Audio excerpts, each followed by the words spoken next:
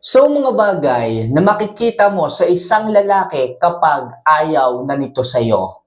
Mga kabamay, ito sa dami ng nagtatanong sa akin sa araw-araw, lagi nilang sinasabi, tinatanong, "Kamamay, lagi na lang akong niloloko ng partner ko. Lagi na lang akong pinagsisinungalingan. Lagi na lang akong ginagawa ng hindi maganda. Lagi na lang siyang nambababae." So ngayon, sa video natin na to mga kamamay, sasabihin ko po sa inyo at ipaliliwanag yung mga sign o yung mga bagay na ginagawa ng isang lalaki na talagang nagpapakita na hindi na talaga kayo gusto ng mga ito. Para sa ganon, huminto na kayo. Para sa ganon, hindi na kayo umasa pa na muli nila kayong babalikan. Mga kamamay, maganda yung napag-uusapan. Maganda yung malinaw. Kasi alam niyo po ba mga kamamay, kapag tayo ay sobrang nagmamahal, kapag tayo ay sobrang nagpaalipin sa pag-ibig, yung mga red flags ng lalaki hindi na natin napapansin eh. Kaya mga kamamay, hayaan niyo po sa video na to, kung sakaling madaanan o kung sakaling o nararanasan po ninyo yung mga bagay na sasabihin ko, nangangahulugan lang yan na hindi na po kayo gusto ng isang lalaki. So mga kamamay, huwag na po natin ito masyadong patagalin, simulan na kaagad natin ito. So ano nga ba yung mga bagay o mga sign na mapapansin mo sa isang lalaki kapag ayaw na nito sa iyo? So number 1, dati araw-araw ang effort niya pero ngayon hindi na. Yes mga kamamay, kung matatandaan mo, okay, sorry to say balikan nyo lang. Kung matatandaan nyo nung unang nyong pagkikita, unang buwan o taon ng inyong relasyon, napaka-sweet pa niya. Halos lahat ng effort makikita at mararamdaman mo. Ultimo yung upuan, pag uupo ka, pagkakain kayo sa labas, siya pa yung nag-a-adjust para sa'yo. Siya pa yung gumagawa ng paraan para makaupo ka ng maayos. Pero ngayon, bakit hindi na? Ultimo yung magpapasundo ka lang dahil galing kang trabaho, pero ngayon ang dami na niyang dahilan. Mga simpleng bagay mga kamamay, yung effort nawawala na. Yung effort hindi mo na makita. Bakit ganyan? Kasi nga, hindi na ikaw ang kanyang priority. Hindi na ikaw yung kanyang inuuna. Kaya mga kamamay, kung sakaling hindi mo na makita yung effort galing sa isang lalaki, nangangahulugan lang yan na hindi na ikaw ang gusto niya. Kaya mga kamamay, kung sakali na hindi nyo na maramdaman o hindi na consistent ang effort ng isang lalaki, nangangahulugan na ayaw na nito sa inyo. Alright?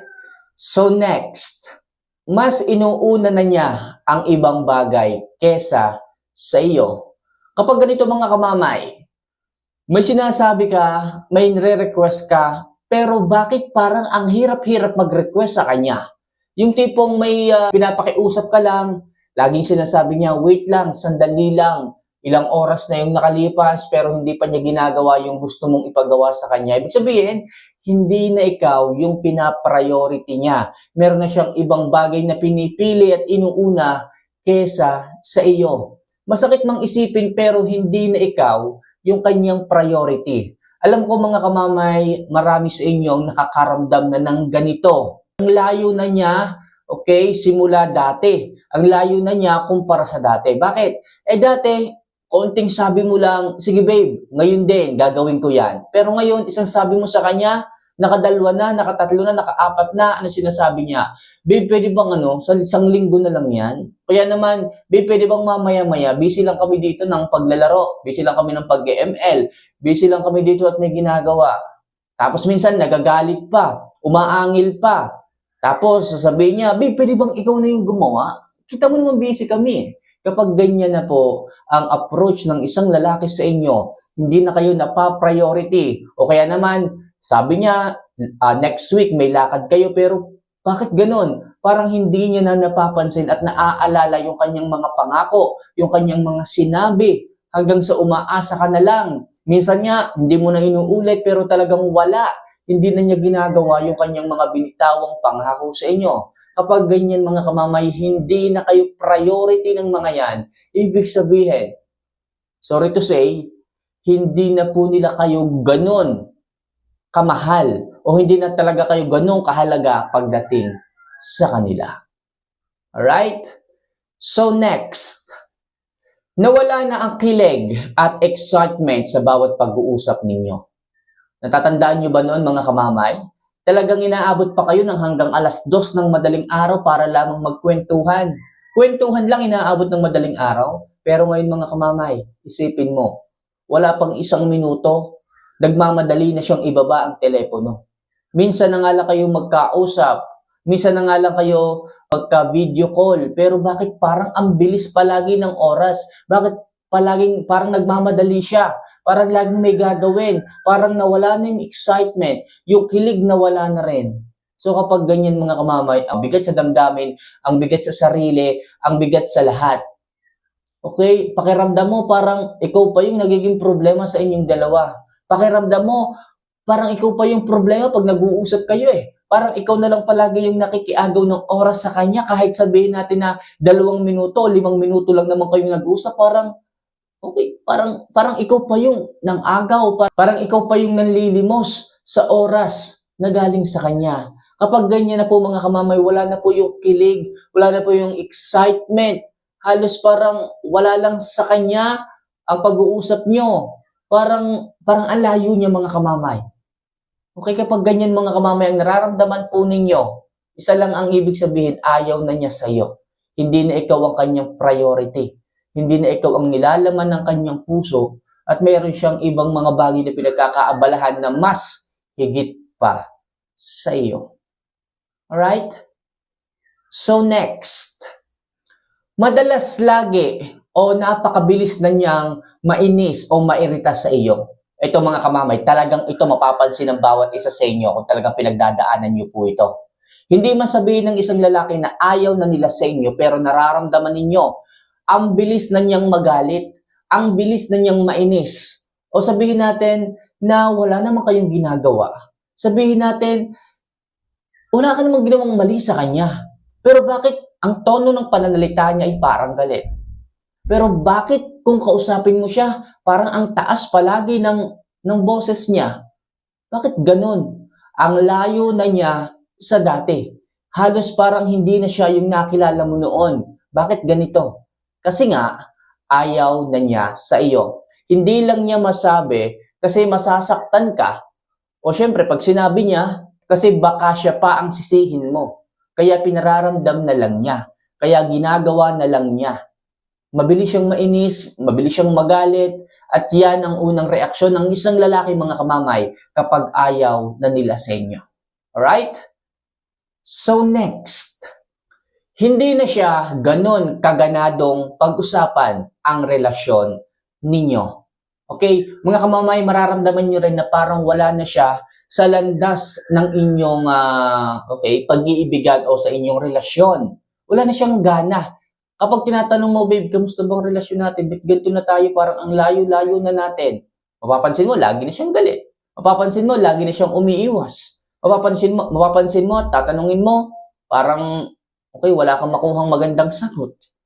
Kapag ganyan ng isang lalaki sa inyong relasyon, malamang sa malamang mga kamamay, mafe-feel nyo naman ayaw na nila sa inyo. Hindi na kayo ang kanilang priority. Hindi na kayo ang kanilang mahal. Hindi na kayo ang nakikita nilang gustong kasama sa hinaharap. Kaya mga kamamay, gumising po kayo. Gumising po kayo at dapat mas unahin po ninyong inyong sarili. Sapagkat yung mga lalaking ganyan, mahirap ng pagkatiwalaan yan. Kapag nagtiis kayo sa ganyan, mapapansin mo, babalitaan mo na lang, ng babae na siya, naghanap na siya ng oras sa iba, at ikaw, anong gagawin niya sa'yo? Pababayaan lang niya, pauulit-ulitin niya lang ang mga nangyayari sa araw-araw hanggang sa maumay kayong dalawa, nasasayang yung panahon. Kaya kapag ganyan mga kamamay, piliin niyo ang sarili ninyo. Piliin niyo na irespeto ang sarili ninyo. Lumayo, mag-no contact rule, wag muna magparamdam para kahit paano ma-realize niya ang pagkawala mo at doon mo makikita ang totoong halaga mo. Right? So next, hindi na rin niya ipinararamdam na special ka pagdating sa kanya.